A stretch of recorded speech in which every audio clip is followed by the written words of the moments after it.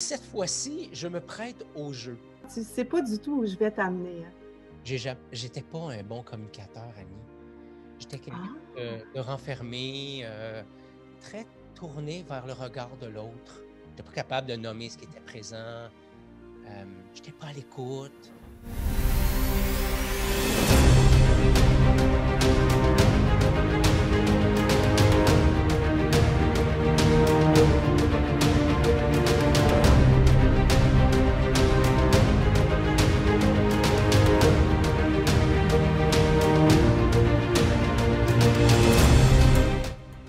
Bonjour tout le monde et bienvenue au podcast Courageusement Humain. Vous avez probablement reconnu soit ma binette ou ma voix, c'est Ghislain, l'initiateur du mouvement.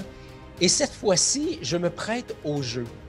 Il y a quelques temps, j'ai quelques personnes qui m'ont dit « Ghislain, c'est toi qui devrais être l'invité sur ton propre podcast. » Et j'avais trouvé l'idée super bonne, mais je n'avais pas envie de demander explicitement à quelqu'un de le faire. Et ma bonne amie, Annie m'a proposé ça la semaine dernière ou la semaine d'avant. Et nous voilà. Aujourd'hui, c'est Ghislain qui est l'invité sur le podcast. Et j'en dis pas plus parce que, Annie, je te retourne le contrôle de l'épisode. Salut Annie, comment tu vas? Hey, bon matin, Ghislain. Effectivement, tu sais pas du tout où je vais t'amener. Non. Puis c'est tellement correct comme ça. Absolument. En 2005, tu te rappelles, on s'est rencontrés pour un projet personnel dans le milieu corporatif. J'ai tout de suite senti une force, une espèce de lumière, une énergie débordante de toi, Gis. Tu sais, j'ai toujours voulu que ce gars-là devienne mon ami. Tu sais. Au cours de ma vie, j'ai rarement eu des coups de foudre amicaux. En fait, j'en ai eu 3. Et tu étais le premier. Je sentais que déjà, tu portais un don de communicateur exceptionnel, Gis. Il y avait quelque chose déjà que je sentais chez toi pour contribuer à quelque chose de plus grand. 15 ans plus tard, on est encore ensemble, on collabore et on co-crée aujourd'hui ensemble. Tu as toujours été là pour moi, dans des moments plus difficiles, dans des beaux moments. Et aujourd'hui, j'ai le goût de te faire, j'ai le goût que les gens te découvrent pour vrai, Ghislain. Tu as l'art de mettre les autres dans leur lumière, mais ce matin, moi, j'ai le goût d'honorer ta lumière à toi. Ghislain, c'est un athlète d'endurance, c'est un frère, c'est un conjoint, c'est un papa, c'est un créatif, c'est un entrepreneur, c'est un amoureux, c'est l'initiateur du mouvement Courageusement Humain, mais surtout, t'es mon bel ami. Qu'est-ce que tu portes ce matin, Gis? Et tabarnouche! Ouais, je suis touché, Annie, par l'entrée à la matière. Je me doutais bien que tu allais me brasser à ta façon d'amour.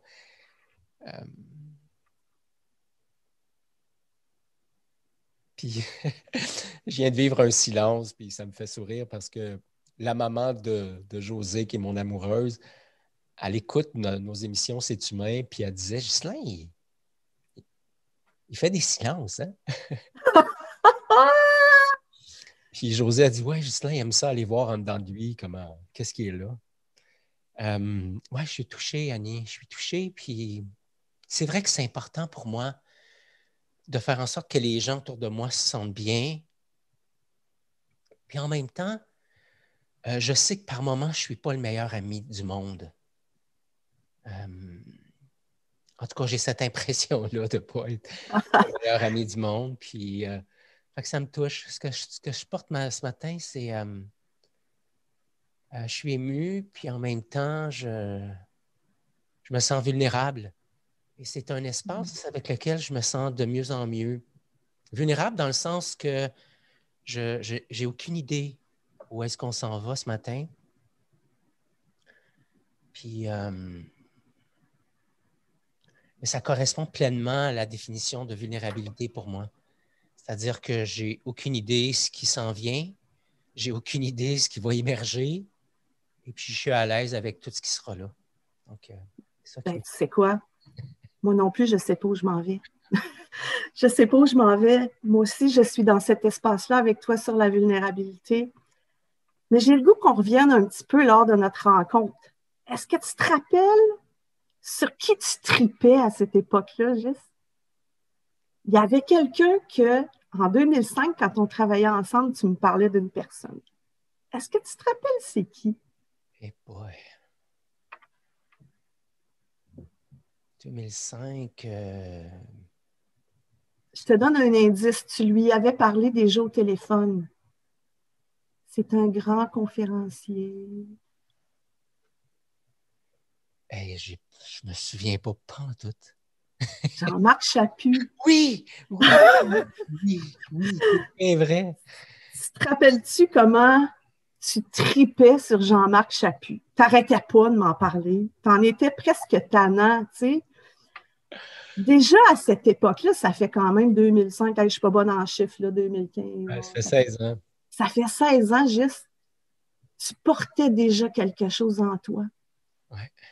J'aimerais ça que tu me parles comment ton talent de communicateur, comment tu l'as développé, puis qu'est-ce qui t'a amené à vouloir des communications harmonieuses? Parce que, tu sais, sur Courageusement humain, c'est ce qu'on prône. J'aimerais ça qu'on revienne un petit peu sur notre ligne de temps, puis que tu me parles un peu de ça. Ouais, hey, Colin. En fait, aussi loin que je me souviens, j'étais pas un bon communicateur, Annie. J'étais quelqu'un de renfermé, très tourné vers le regard de l'autre, éduqué dans un environnement où ma mère avait le contrôle sur tout. Et aujourd'hui, avec le recul puis la sagesse, je comprends, tu sais, 4 enfants, le père jamais présent. C'était la façon que maman avait de s'assurer qu'on manquait de rien puis que tout était à sa place. C'était très cadré chez nous. On pouvait manger sur le plancher à n'importe quelle journée de la semaine. Et ce que ça faisait chez le petit Ghislain, c'est que moi, j'étais plus un gars docile jusqu'à l'adolescence où j'ai commencé à me rebeller puis à me chicaner avec ma mère, à être intense. J'étais tanné d'absorber puis de réprimer surtout. Et j'ai commencé à utiliser les mots en servant aux autres ce qu'on m'avait servi, Annie. C'est-à-dire, j'avais l'impression qu'on se foutait de ce que je pouvais penser, de ce que je pouvais vivre. Et je me suis mis à me dire, mais d'une façon qui était, j'allais dire, destructrice pour les autres. C'est-à-dire que quand j'avais quelque chose à dire, je le vomissais carrément. Tu sais, c'était comme, ça te va pas, j'en ai rien à foutre. Et je me suis amené comme ça dans la relation à l'autre. Et je me suis amené aussi comme ça dans la relation à la femme.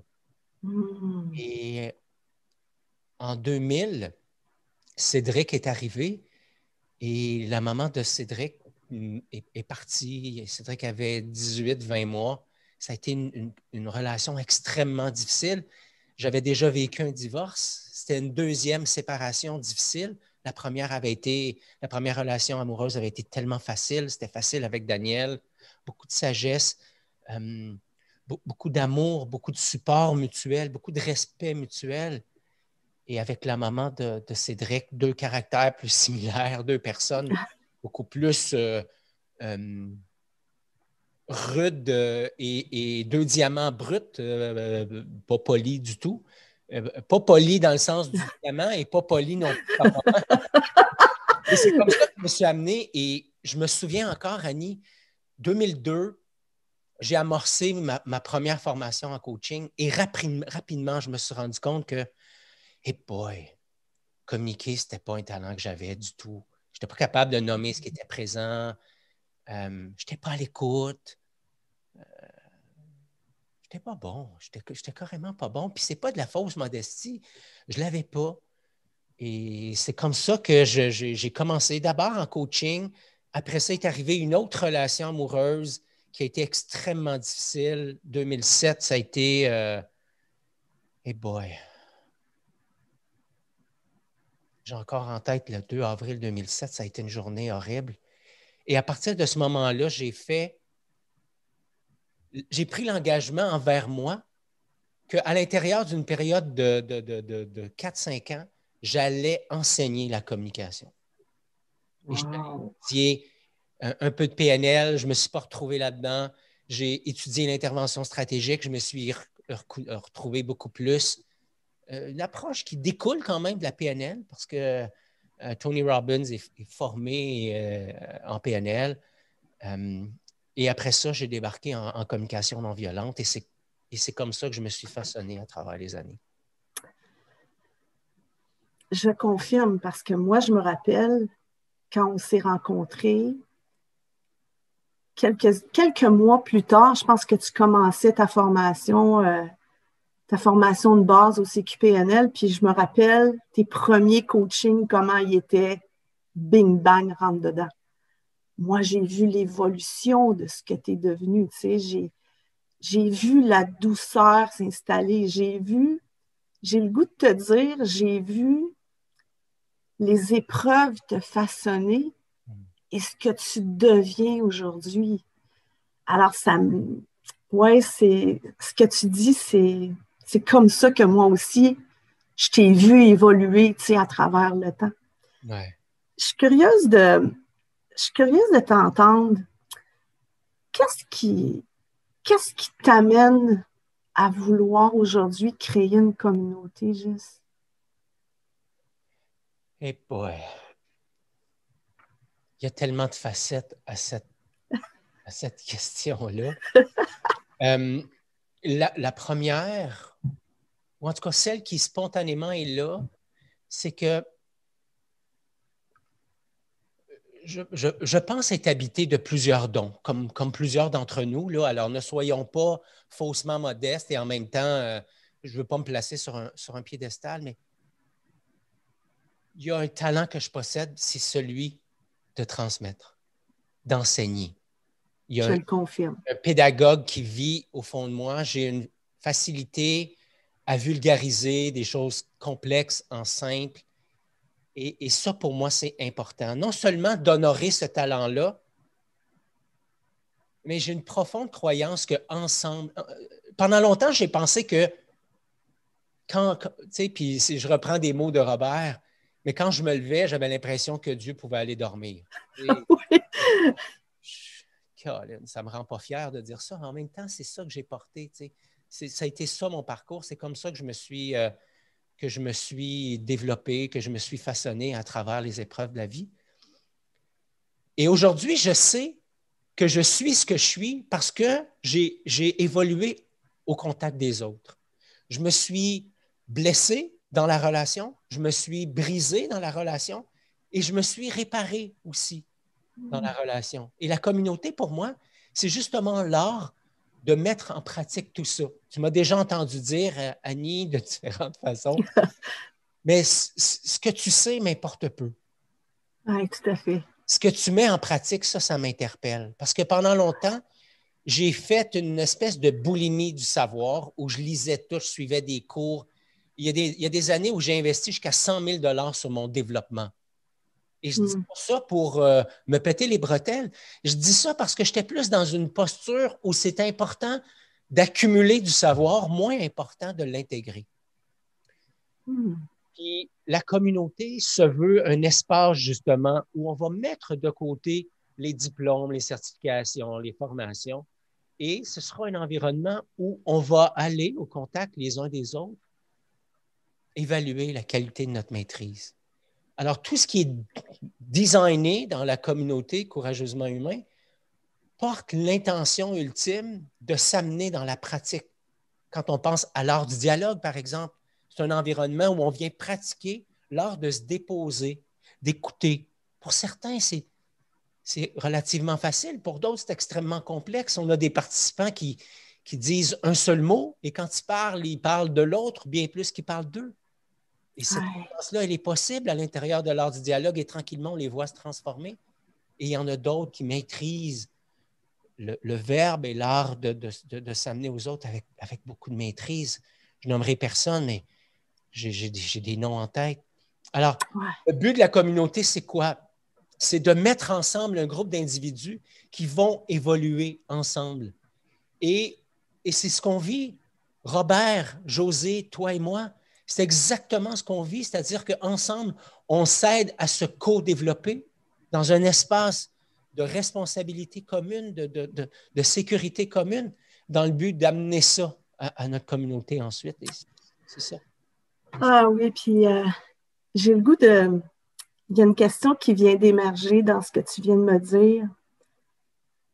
Tu sais, courageusement humain, on dit depuis le début, puis bon, il y a plein d'affaires qui s'en viennent. C'est tellement beau ce qui s'en vient. On veut communiquer, mais pas juste parler pour parler. On veut des communications qui ne sont pas des communications de surface. On veut des communications de sens. On veut partager une expérience qui s'est passée dans notre corps et qui a changé notre vie aussi. La question qui est là pour moi, c'est depuis quelques années, parce que tu as dit, ça fait 6-7 ans que je porte Courageusement Humain, puis là, on est en train, toute notre belle gang, de le mettre d'accoucher, j'allais dire, de Courageusement Humain ensemble.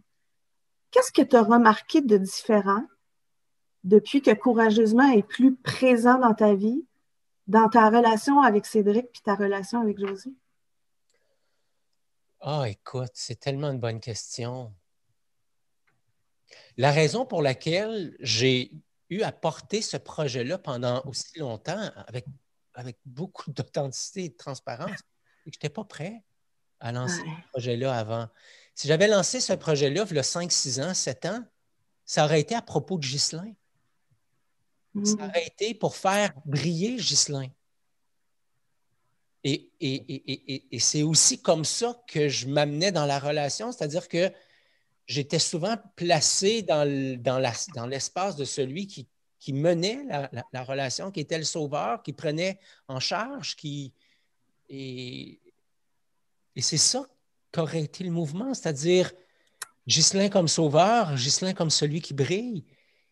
Et qu'est-ce qui fait que ça s'accélère maintenant pour Courageusement Humain? C'est que Ghislain a accepté d'arrêter d'être celui qui est en avant. Maintenant, je porte mes qualités, je porte mes forces, je porte mes talents et j'ai l'intention de les honorer là-dedans et je serai assurément un visage présent qui présentera, qui sera un des visages de Courageusement Humain, mais j'ai la certitude aujourd'hui que je n'ai pas à être celui qui est toujours en avant. Et d'ailleurs, on a commencé à se partager les choses.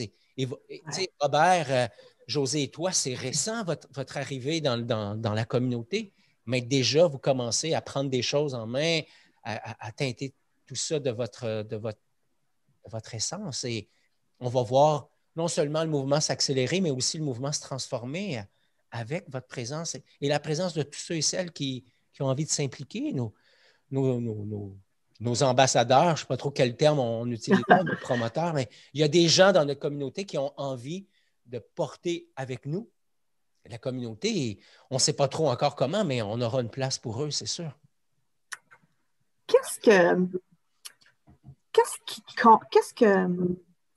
que ça comble, ça, chez toi? Y a-tu un besoin qui est comblé? Qu'est-ce que ça transforme dans ta vie? En fait, depuis très longtemps, je porte le besoin ou l'élan de contribution. Et encore une fois, il y a eu un moment où la contribution a été davantage une stratégie qu'un besoin comblé. En ce sens que j'utilisais l'angle de la contribution pour que quelqu'un me dise à quel point j'étais beau, j'étais fin, j'étais sexy. Et il y a des moments où je suis encore là, Annie, en toute franchise, il y a des moments où cette partie de moi qui a peur de ne pas être assez grand, a peur de ne pas être à la hauteur, il y a des moments où c'est cette partie-là qui est aux commandes. Et je la remercie d'ailleurs parce que sans elle, je me serais caché énormément souvent. C'est juste que quand c'est elle qui prend le lead, quand c'est elle qui est aux commandes, ne m'amène pas avec la même énergie, il n'y a pas la même place pour les autres. Wow. Et j'ai envie de me connecter à cet élan de contribution qui vient pas à partir, qui émane pas d'une partie de moi qui est en souffrance et qui est en manque, mais plus qui est plus de cette partie de moi qui est connectée à ma lumière, à ma sagesse, à mon âme, dépendamment du type de langage qu'on a envie d'utiliser. Et de plus en plus, cette partie-là de moi est aux commandes et de plus en plus, cette partie-là de moi accepte de s'amener dans son humilité, dans sa transparence, dans sa vulnérabilité. Et ce que ça fait, dans le fond, la grande différence, c'est que quand je suis à partir de cette partie de moi sombre qui contribue, je dis souvent, je place l'autre en dette, j'écris sur l'ardoise, parce que s'il ne me dit pas à la fin que j'ai contribué à son bonheur, je t'en manque. Ouais. Tandis que dans l'autre partie où je contribue à partir de cet élan du cœur qui consiste à dire j'offre et l'autre en fera ce qu'il veut. Alors, et ça, c'est venu teinter ma façon de transmettre aussi. Avant, tu te souviens, en 2005, que j'avais enseigné des segments du module RH pour la compagnie pour laquelle je travaillais, etc. Puis, voici la recette. Je l'avais, la recette. Absolument. Et aujourd'hui, je me rappelle. la souplesse. C'est-à-dire que voici ce que j'ai à t'offrir. Voici comment je l'applique dans ma vie. Voici comment ça résonne pour moi. Et qu'est-ce qui est là pour toi? Comment tu as envie de l'essayer, de l'intégrer, de le tester, de le modifier? Alors, c'est ça. Ça me fait. Je me connecte à une partie différente. Alors aujourd'hui, c'est vraiment cet élan de contribution. Et c'est la raison pour laquelle, depuis plus d'un an, 65 podcasts passés, plusieurs sessions de l'art du dialogue, mais on a facturé $0. Je veux dire, il y a eu dans les 6 chiffres d'investis dans Courageusement Humain et dans le $0 de facturé. Et des heures de travail, juste. Des heures de travail. On a à ramener le balancier, évidemment, mais la question, c'était d'où tu pars et je pars vraiment d'un élan de contribution. C'est ça qui est là pour moi. Oui. Puis, tu sais, moi, si tu me permets, je dis tout le temps, moi, quand je pars de ma maison ou quand je pars de la bonne place, de l'intention, ça me permet de co-créer quelque chose de beau. Tu sais, moi aussi, à travers ce mouvement-là, je suis toute vulnérable, je me lance dans le vide. Tu sais. Tu m'as dit la semaine passée, ben, c'est comme un nid, puis je vous ai poussé en bas du nid, puis vous allez tricoter vos ailes en tombant. Ben, c'est ça qu'on fait, tu sais. Tu le vois où, ce mouvement-là, Gis? Et tu te vois où dans 2 ou 3 ans? Qu'est-ce qui... Tu veux le porter où? Veux-tu le porter mondialement? Ou tu voudrais le déposer et le déployer courageusement humain? Mais toi aussi, l'homme derrière Courageusement Humain, t'aimerais qu'il soit où aussi? En fait, c'est des questions que je ne me pose plus. Ah, c'est intéressant. Puis en même temps, ça ne veut pas dire que ce n'est pas une question pertinente. C'est juste que pour moi, Annie, quand je m'en vais là, la partie de moi qui prend le lead, c'est le performeur. OK. C'est celui qui veut conquérir le monde. C'est celui qui veut ressembler à quelqu'un d'autre. À Tony Robbins, à Chloé Madanes, à Rémi Tremblay, à Jacques Salomé. Mais sais-tu quoi? Je n'arrive pas à ressembler à ces gens-là parce que je suis ces gens-là. Non, mais tu n'es pas ces gens-là non plus, juste. Exactement. Puis, alors, je ne sais pas où le mouvement Courageusement Humain s'en va. Je n'ai aucune intention par rapport à cela. J'ai une invitation pour aller en Europe. J'en ai une autre pour aller en Afrique. Suite à des entrevues que j'ai données ou des choses que j'ai faites. Tout ça, c'est pas important. Il n'y a pas d'objectif de vente chez Courageusement Humain. Il n'y a pas de... le souhait que je fais, c'est que les gens qui s'impliquent à l'intérieur de Courageusement Humain et qui choisiront d'en faire leur métier, d'en faire leur travail, que ces gens-là puissent manquer de rien. C'est ça l'intention que je porte. Et qu'à la fin de l'année, on ait tellement bien servi les gens de notre communauté qui aient envie de continuer à rester avec nous une autre année, qui aient envie de s'inscrire dans un autre parcours. Est-ce qu'on aura des parcours en Europe? Est-ce qu'on aura des parcours en anglais? Because I do speak English too. I don't know. Je ne sais pas. Je veux dire, j'ai aucune idée. Je ne sais pas. Et pendant longtemps, Annie, je pense qu'un des freins à ce projet-là, ça a été, mais où est-ce que je le vois? Et mais où est-ce que je le vois? Et mais où est-ce que je le vois? Et je n'arrivais pas à définir où est-ce que je le voyais. Et j'étais paralysé par une profonde peur et manque de vision. Moi qui est un visionnaire dans l'âme. Alors, la vision que j'ai, c'est une vision de contribution, d'élan. Et mon petit doigt me dit que c'est aussi pour ça que tu es là. Et je ne sais pas si c'est vrai, mais j'ai envie de te retourner la balle en disant, et toi, Annie, qu'est-ce qui fait que tu es là avec nous? Et où tu vois tout ça? Mon petit coquin!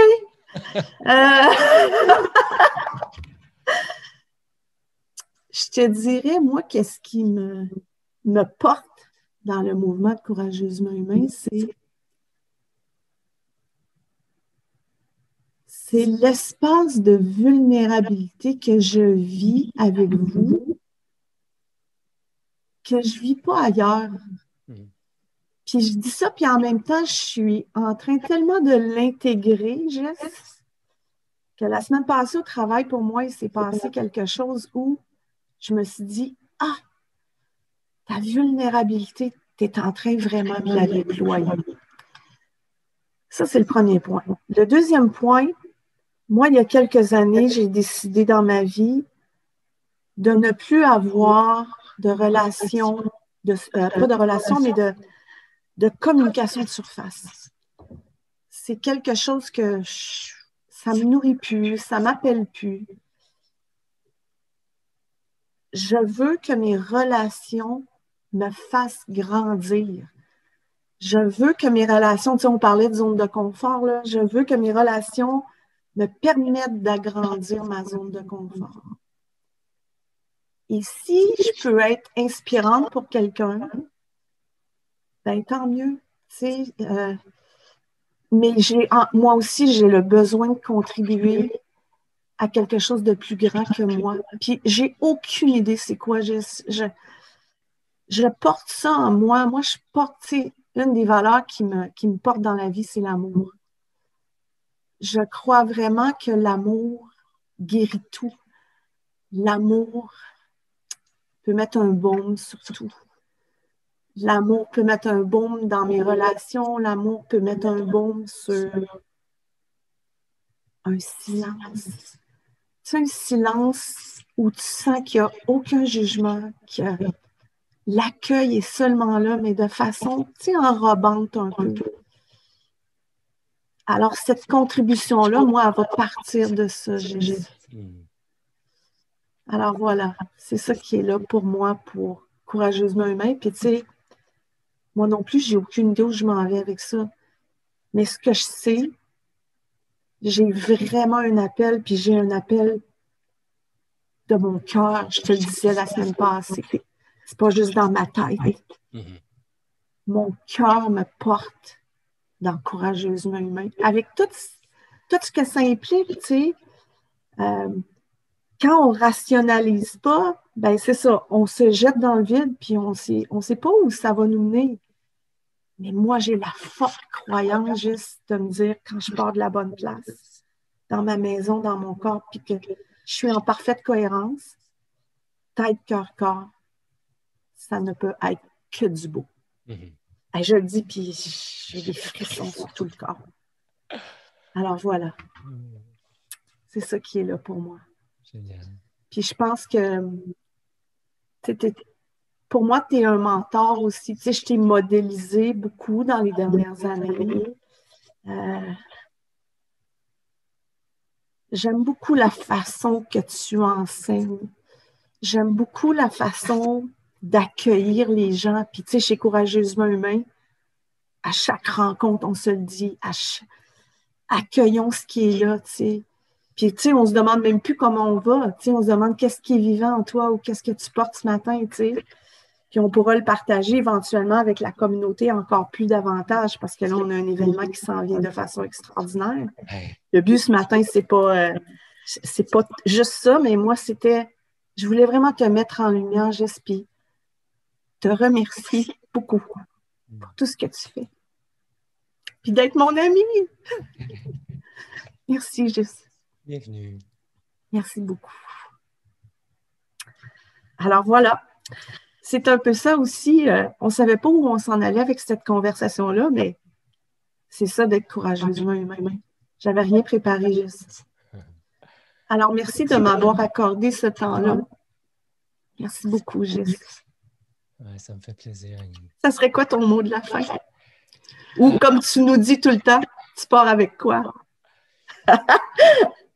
En fait, je repars avec un voyage dans le temps. Ah!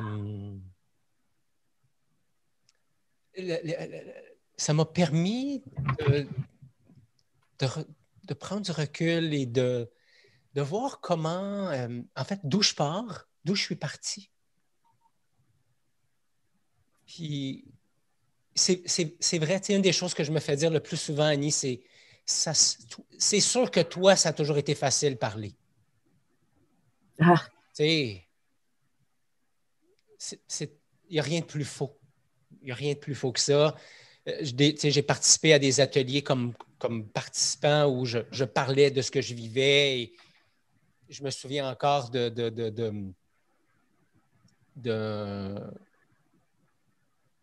d'ateliers que j'ai fait où les intervenants venaient me voir et me disaient « Toi, tu animes des ateliers, c'est sûr. » Puis j'étais au début de mon parcours. Bon, j'avais commencé à développer des choses, à développer des talents. Et ça me faisait voir à quel point, avant ça, j'étais tellement pas là. Aujourd'hui, c'est vrai. C'est vrai que je possède ce talent de la communication. Et pour ceux qui me connaissent, et tu me connais, je suis quelqu'un de très intense. C'est-à-dire que quand je plonge dans quelque chose et quand je décide que je veux maîtriser quelque chose, j'y vais à fond, à fond, à fond, à fond. Je pratique, je me mets à risque. Et la conversation qu'on a eue ce matin, ça me fait juste voir tout ça. Ça me fait voir le chemin parcouru, ça me fait voir les risques que j'ai pris. Ça me fait constater à quel point j'ai une grande aisance aussi avec le risque. Ça ne m'a pas toujours été payant. Mais je suis ce que je suis aujourd'hui parce que j'ai osé, parce que j'ai risqué et parce que j'ai choisi de marcher le chemin. Et l'interaction que j'ai eue avec toi m'a permis de retourner là-dessus puis d'apprécier la route. Il y a tellement eu de moments difficiles, Annie. Il y a eu des moments où j'aurais voulu mourir parce que la douleur qui m'habitait était tellement grande. Puis avec le recul, c'est tout ça qui a façonné l'homme que je suis aujourd'hui. Donc, je voudrais remplacer absolument aucun de ces événements-là parce que c'est tout ça qui fait que je suis là. Fait que le mot de la fin, c'est...